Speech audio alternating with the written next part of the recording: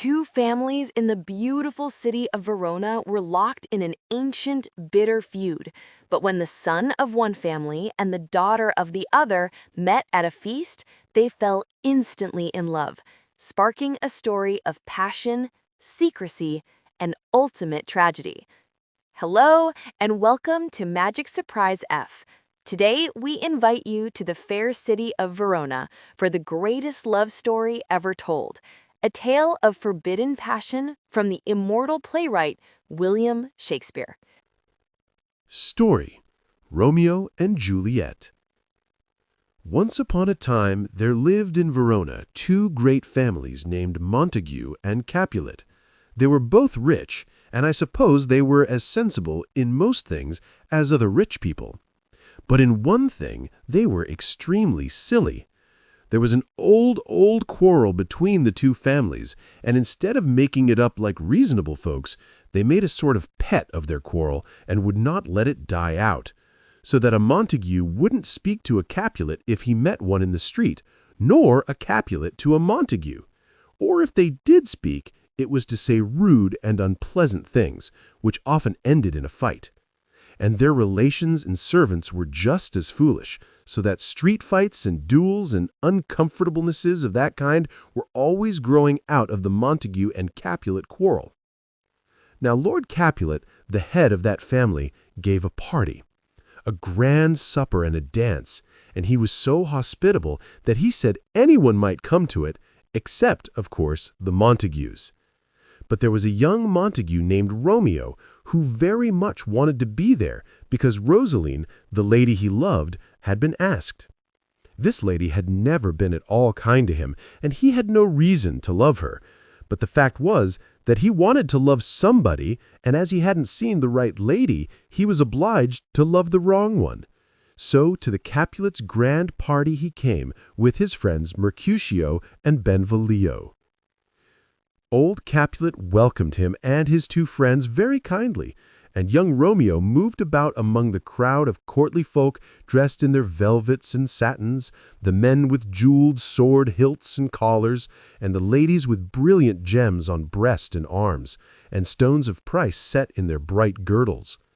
Romeo was in his best too, and though he wore a black mask over his eyes and nose, everyone could see by his mouth and his hair and the way he held his head that he was 12 times handsomer than anyone else in the room. Presently, amid the dancers, he saw a lady so beautiful and so lovable that from that moment he never again gave one thought to that Rosaline whom he had thought he loved. And he looked at this other fair lady as she moved in the dance in her white satin and pearls, and all the world seemed vain and worthless to him compared with her. And he was saying this, or something like it, when Tybalt, Lady Capulet's nephew, hearing his voice, knew him to be Romeo. Tybalt, being very angry, went at once to his uncle and told him how a Montagu had come uninvited to the feast. But old Capulet was too fine a gentleman to be discourteous to any man under his own roof, and he bade Tybalt be quiet. But this young man only waited for a chance to quarrel with Romeo. In the meantime, Romeo made his way to the fair lady and told her in sweet words that he loved her and kissed her. Just then her mother sent for her, and then Romeo found out that the lady on whom he had set his heart's hopes was Juliet, the daughter of Lord Capulet, his sworn foe. So he went away, sorrowing indeed, but loving her none the less. Then Juliet said to her nurse, "Who is that gentleman that would not dance?" "His name is Romeo, and a Montagu, the only son of your great enemy," answered the nurse.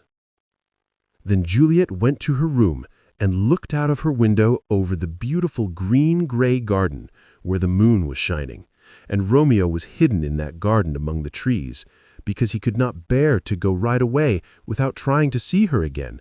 So she, not knowing him to be there, spoke her secret thought aloud and told the quiet garden how she loved Romeo. And Romeo heard and was glad beyond measure.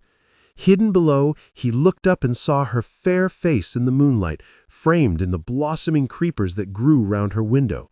And as he looked and listened, he felt as though he had been carried away in a dream and set down by some magician in that beautiful and enchanted garden. "Ah, why are you called Romeo?" said Juliet. "Since I love you, what does it matter what you are called?" "Call me but Love, and I'll be new baptized. Henceforth I never will be Romeo." A love forbidden, a secret confessed under the moonlight. What will become of these two young lovers from warring families? Before the friar agrees to their secret marriage, we have a small request. If you are captivated by this timeless love story, please take a moment to subscribe to Magic Surprise Fra. Your support helps us bring more classic tales of passion and drama to you. Now, let's return to Verona. He cried, stepping into the full white moonlight from the shade of the cypresses and oleanders that had hidden him. She was frightened at first, but when she saw that it was Romeo himself and no stranger, she too was glad, and he standing in the garden below and she leaning from the window, they spoke long together, each one trying to find the sweetest words in the world to make that pleasant talk that lovers use. And the tale of all they said and the sweet music their voices made together is all set down in a golden book where you children may read it for yourselves someday. And the time passed so quickly, as it does for folk who love each other and are together, that when the time came to part, it seemed as though they had met but that moment, and indeed they hardly knew how to part. "I will send to you tomorrow," said Juliet. And so, at last, with lingering and longing, they said goodbye. Juliet went into her room, and a dark curtain hid her bright window. Romeo went away through the still and dewy garden like a man in a dream. The next morning, very early, Romeo went to Friar Lawrence, a priest, and telling him all the story, begged him to marry him to Juliet without delay. And this, after some talk, the priest consented to do. So when Juliet sent her old nurse to Romeo that day to know what he proposed to do, the old woman took back a message that all was well and all things ready for the marriage of Juliet and Romeo on the next morning. The young lovers were afraid to ask their parents' consent to their marriage, as young people should do, because of this foolish old quarrel between the Capulets and the Montagues. And Friar Lawrence was willing to help the young lovers secretly, because he thought that when they were once married their parents might soon be told, and that the match might put a happy end to the old quarrel. So the next morning, early, Romeo and Juliet were married at Friar Lawrence's cell, and parted with tears and kisses. And Romeo promised to come into the garden that evening, and the nurse got ready a rope ladder to let down from the window, so that Romeo could climb up and talk to his dear wife quietly and alone. But that very day a dreadful thing happened. Tybalt, the young man who had been so vexed at Romeo's going to the Capulets' feast, met him and his two friends, Mercutio and Benvolio, in the street, called Romeo a villain, and asked him to fight. Romeo had no wish to fight with Juliet's cousin, but Mercutio drew his sword, and he and Tybalt fought, and Mercutio was killed. When Romeo saw that this friend was dead, he forgot everything except anger at the man who had killed him, and he and Tybalt fought till Tybalt fell dead.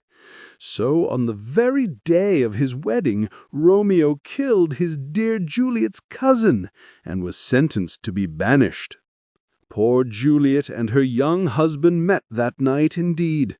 He climbed the rope ladder among the flowers and found her window, but their meeting was a sad one, and they parted with bitter tears and hearts heavy, because they could not know when they should meet again. Now Juliet's father, who, of course, had no idea that she was married, wished her to wed a gentleman named Paris, and was so angry when she refused that she hurried away to ask Friar Lawrence what she should do.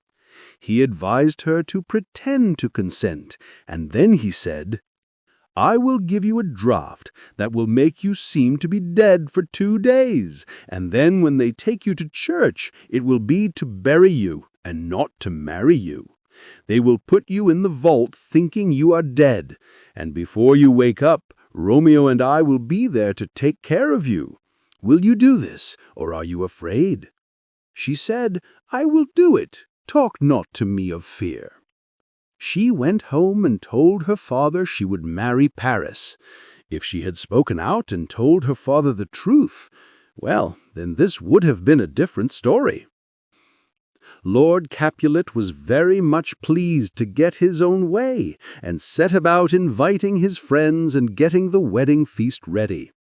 Everyone stayed up all night, for there was a great deal to do and very little time to do it in.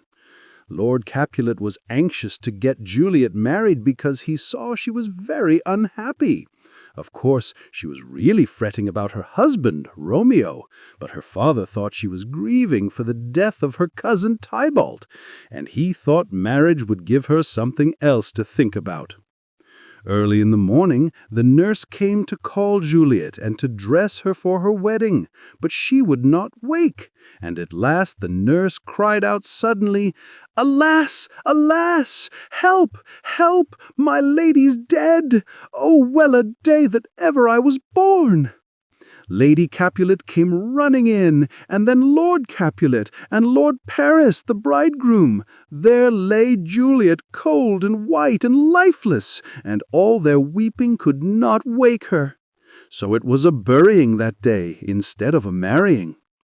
Meantime, Friar Lawrence had sent a messenger to Mantua with a letter to Romeo telling him of all these things, and all would have been well, only the messenger was delayed and could not go.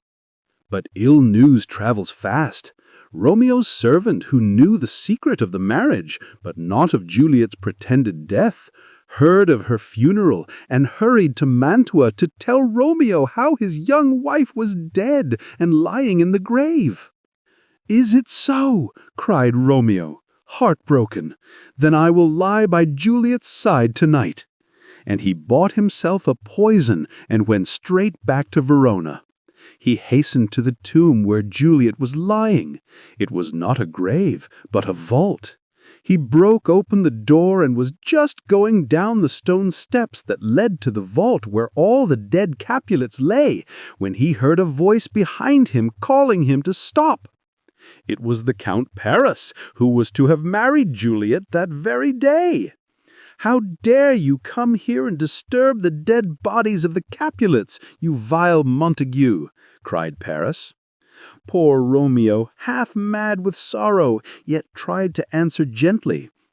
"You were told that if you returned to Verona you must die." "I must indeed. I came here for nothing else. Good, gentle youth, leave me. Oh, go, before I do you any harm. I love you better than myself. Go, leave me here." Then Paris said, "I defy you, and I arrest you as a felon." And Romeo, in his anger and despair, drew his sword. They fought, and Paris was killed. As Romeo's sword pierced him, Paris cried, "Oh, I am slain! If thou be merciful, open the tomb and lay me with Juliet." And Romeo said, "In faith I will." And he carried the dead man into the tomb and laid him by the dear Juliet's side. Then he kneeled by Juliet and spoke to her and held her in his arms and kissed her cold lips, believing that she was dead, while all the while she was coming nearer and nearer to the time of her awakening. Then he drank the poison and died by his dear sweetheart and wife. Now came Friar Lawrence when it was too late, and saw all that had happened. And then poor Juliet woke out of her sleep to find her husband and her friend both dead beside her. The noise of the fight had brought other folks to the place too, and Friar Lawrence ran away, and Juliet was left alone. She saw the cup that had held the poison and knew how all had happened. And since no poison was left for her, she drew her Romeo's dagger and thrust it through her heart, and so, falling with her head on her Romeo's breast, she died. And here ends the story of these faithful and most unhappy lovers. And when the old folks knew from Friar Lawrence of all that had befallen, they sorrowed exceedingly. And now seeing all the mischief their wicked quarrel had wrought, they repented them of it, and over the bodies of their dead children they clasped hands at last, in friendship and forgiveness. And so ends the tragic tale of Romeo and Juliet, two young lovers whose deaths finally brought peace to their warring families. We hope this beautiful retelling of Shakespeare's masterpiece has moved you. If you appreciate the world's greatest stories of love, tragedy, and passion, please support our channel by subscribing to MagicSurprise, F. Remember to click the bell icon so you're notified of all our new stories. Your likes, comments, and shares help us bring these powerful classics to a wider audience. Let us know your thoughts on this timeless story. Thank you for listening, and we'll see you again with another magical surprise.